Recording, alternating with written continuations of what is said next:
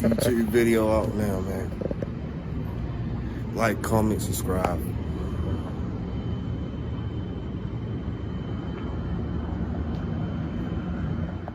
Back outside playing with the TT. Last week this car was buried in snow, and I'm happy to say that it warmed up, the snow melted, and now it's time for some action. Last week I took advantage of the downtime and prepped for the backup block. I had the forge crank, the block prepped up, pistons, rods, aluminum rods. I have all the bells and whistles, so our backup stage 3 engine is going to be nice. That is going to probably go in the car soon. I want to finish the one. Our stage 1 is currently in there. It just needs the forge crank. I want to just swap it out so that way it's a different piston design. So that way we can see what we can get out of the stage 1. So just a quick synopsis. Our stage 1 has lower compression pistons set up for pump gas. Our stage 2, that's pretty much pushing you into race territory. 12-to-1 ratio pistons, all the nice stuff, deep valve relief, nice ceramic coatings and everything, barrier coatings on the wall, friction coatings. We got all of that nice stuff on there, so it's all the bells and whistles.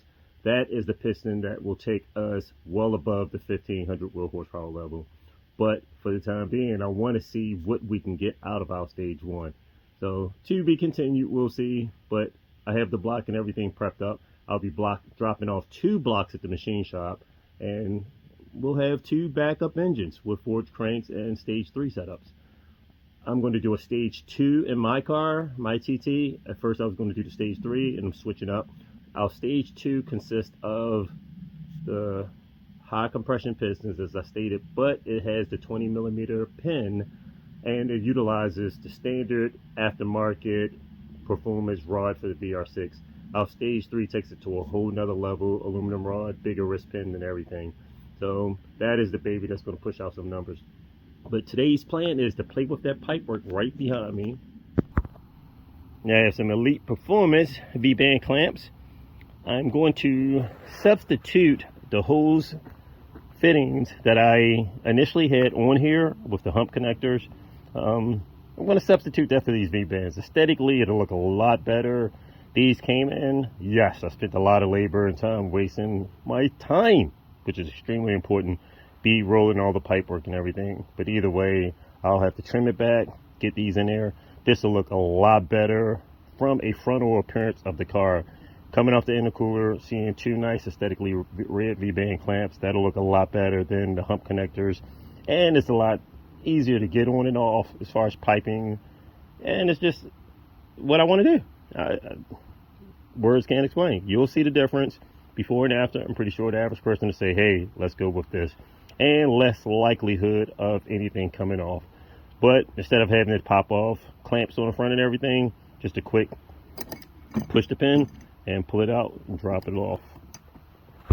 So this car is buried under the, I'm gonna just call it balloon tent / paint booth, but I'll just call it balloon tent. So there's a little water from the snow melting on there.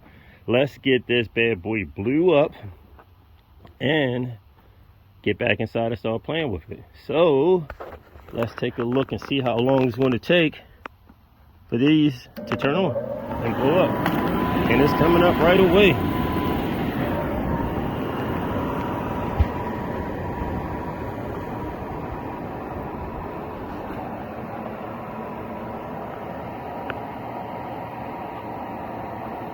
And at least we can get a lot of that water off it.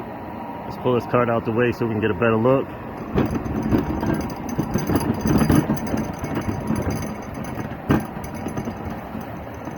Oh, she's popping up. Quit. Got a couple holes in there, so I brought some heavy duty clear tape just to try to patch the holes. You can see the water leaking off of it. That's the main thing. I wanted just to get this up and at least let the water drain off of it, so when the temperatures drop, it doesn't freeze. I did not take any chance of blowing it up with the snow on there because I didn't want any ice or anything to damage the fabric or to damage the plastic any more than what it already is. Luckily, there's only 2 holes in there, but we don't want to damage that and make any more. So she's up pretty much that quick. Not bad. Oh, I think I possibly, no, yeah, I do. Still coming up. I was about to say, I think I would have to zip up the sides also. And I thought I unzipped these to bleed the air off, but I left them closed. So it's steadily coming up.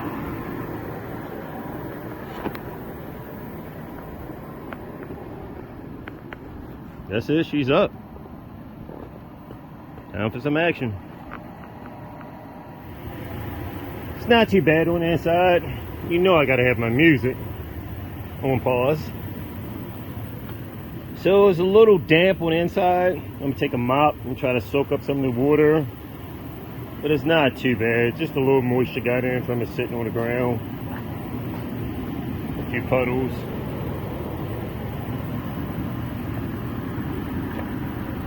And these holes that pisses me off. But other than that, I'm gonna mop it up a little bit and get started on this baby. Take the front bumper off, cover off.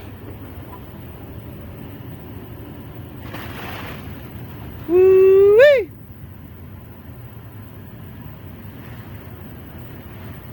Look at that baby.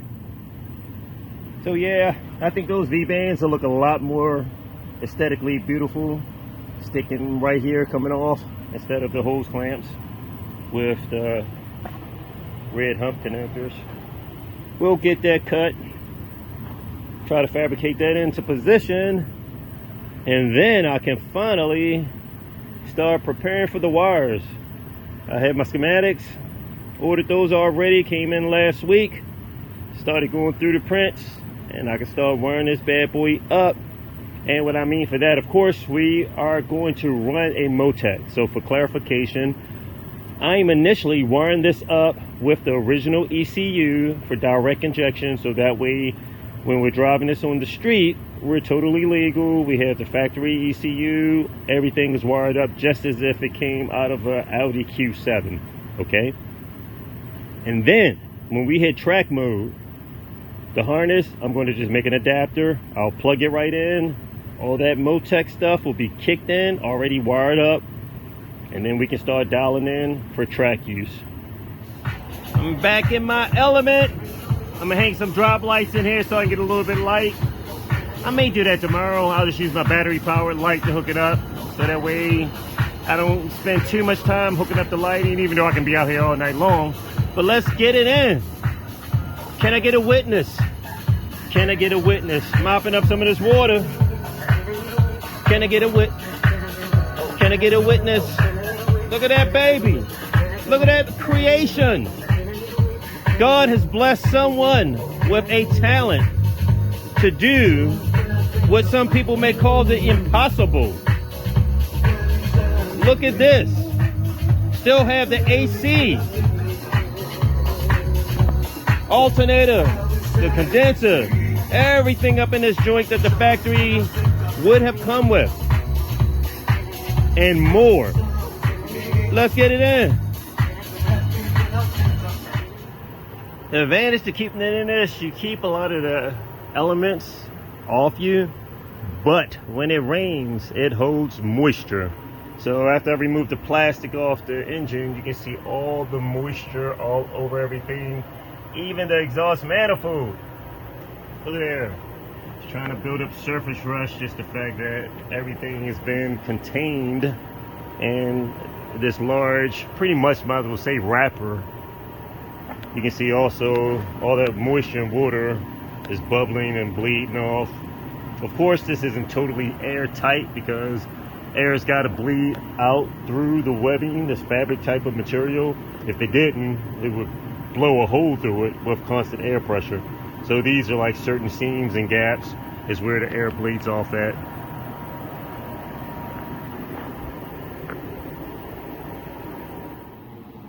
I'm gonna connect some light in there so I have a little more visibility. I have several lights. My brother had these original lights over here on the left side from the original tent that he had up. I bought a set of longer ones also, and these are quite long and allegedly has quite a bit more lumens for illumination. So let's go with the longer one, see if we can just get a little extra visibility and continue to go with the flow. I removed the front core support because it was a lot easier to gain access to the parts that I needed to reinstall since the car isn't up in the aero lift. I reinstalled my adapter that is welded up in position. This allows me to use my Bosch drop-by wire, and there's a flange here, and I can bolt that to the skunk works without having to weld anything directly to it. I have an adapter that'll transition from my Bosch adapter into the skunk plenum. All right, I have my vibrant clamp connected now, as well as my 90. Now I can go ahead and put on the radiator support and then commence to bolting on the intercooler and reinstall my piping and prep to fabricate for the red V-band clamps. Off of this 90 right here goes that U. That U leads into the right side, passenger side of the intercooler. Right here, that is the left side, and that will go to this pipe that snakes around and goes up into the turbo. Let's get it installed. Have all my piping back in position. As you can see, it's a pretty nice fit. I wanted to make sure that I can get the pipe as close as possible, so that way in the future I will be able to weld in these type of V-band clamps in between. So this does have somewhat of a nice fit. As you can see, I can get it even closer, as well as on the passenger side also. So aesthetically, as I was stating before, you have the hose hub connector as well as these, and aesthetically these will look a lot better welded in position, since I had to trim the front part of the bumper cover for clearance and also for fitment of this intercooler, so it looks a lot more pleasing instead of seeing a large connector with hose clamps on it. Something nice and neat like this in position. So now I'm going to prep to slice off just a little bit, get these into position, and tack weld them in place and see what type of fitment we have. I've mopped up most of the moisture that's in here because of the snow that we had, so it's been a day of mopping. I would rather fabricate and create instead of mopping, but that's a part of the duty as well, I guess. I am wrapping up for the night. I've pulled the plug. So tomorrow I'll continue with the pipe work. I need to cut the pipes and tack weld in the sleeves for the V-band connections. I didn't want to make too much noise and wake my neighbors up with using my cutoff saw and start slicing aluminum piping. So I'll wait for tomorrow morning to do that. So that's a wrap for tonight. That's all, folks. Back outside, get ready to fabricate some of the pipe work to weld on, tack weld on the V-band clamps. I'm mopping up the floor. As you can see, my mop in the back corner, and waters keep dripping. So I'm like, where's my water coming from? Yes, it rained, but as you can see here, I have a puddle of water that just settled right there in one of the bellows for the balloon tent. So I'm going to push that out so it can go to the ground. I mopped up most of the water, and let's get that out. You can actually see it's actually weighing down this side because of that water is in there. Push it down, let it go to the bottom level. I'm cutting and trimming back. This part is a little labor intensive because you have to be pretty much on point with your cut. If not, I'll have to weld in a little sleeve, which I don't want to. So I'm holding this together, and pretty much this is the angle that I want with that V-band clamp being able to secure these two pieces together. So this is a good look. I want to be able to mark it, tack weld everything in position, and go ahead. But since I have this one, I'm gonna go ahead and trim out the next side, and then I'll try to do all the welding at once. Had to do a revamp so that I can get these V-band clamps welded on here. And it's cold, below 40 degrees. It's raining. Energy level is just like, I'd rather be in a house kicking back in the bed, chilling, channel surfing, watching some movies, whatever. But I'm out here getting it done. So this is my game plan. I'm gonna take off the intercooler, tack weld on part of the V-band clamp on each side, and then apparently I'm going to possibly install 3 of them. I'll cut this pipe back and install a V-band clamp on that one also. Then once I finish that, I'll start trimming my pipe to fit the one coming on this side as well as this pipe setup, and we'll have a game plan in position. So this lines up fairly well, as you can see, with just a hose connector, but I will still have to cut it back just to get the V-band clamp in position. So with it tack welded on here, then it's easier for me to just trim back, see what angle I need for a proper alignment, as well as on the other side, instead of me trying to hold clamps in position and get an idea, trim back, hold the clamp in position. If this is already welded up and fixed in place on each side, then all I have to do is just primarily focus on the one side and getting that made up perfectly. So that is the game plan for today, and let's get started.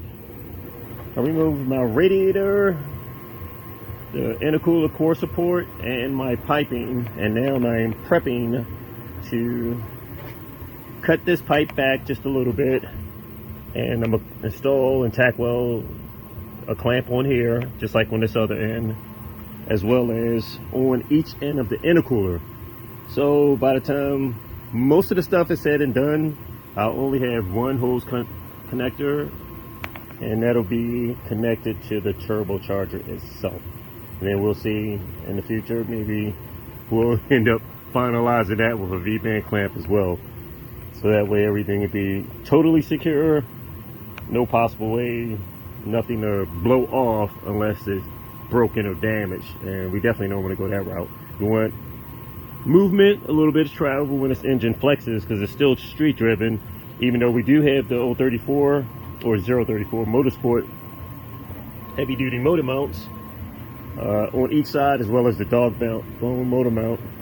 And we'll go ahead and start tack welding some of this stuff up and wrap it up for the day. So just so I can get a little more extra clearance out the way, I'm gonna just bolt on my pieces, because I'm not coming back in here for the night. I'll be in the garage tack welding. Pretty much time to wrap it up in here for the night. The rain is picking up, and this is definitely not rain proof. You can see the drips are starting to come through the top part, and I'm not trying to get rained on. So let's go inside, start doing some welding. My bellows are starting to fill up with water, so let's wrap it up and call that it for being inside here. About to wrap it up for the night, and maybe tomorrow or next weekend I'll test fit to see how this turned out. I tack welded my flanges onto the intercooler, as well as my J pipe that comes off my throttle body. Now this one I did a slightly different. As you can see, I tilted this. If this was a straight line, I tilted it back a little bit as well as over, so that way this pipe comes straight down from my throttle body, and I wanted to kind of tilt it over just a little bit so that way it can go through that U-bend and come up to the opposite end of the intercooler. So kind of giving it a slight bend, just as almost like simulating the hump connector itself, where it's got that hump and it will allow it to flex. But I wanted to kind of pre-cut it so that way it's already over, and if the engine flexes, that gives me just that much extra adjustability and a little extra flex, so that way it's not just a total straight pipe. And if my engine rocks back, I do have that little movement for play back and forth like this. But we'll get it on the car, test fit it, and see how things are turning out.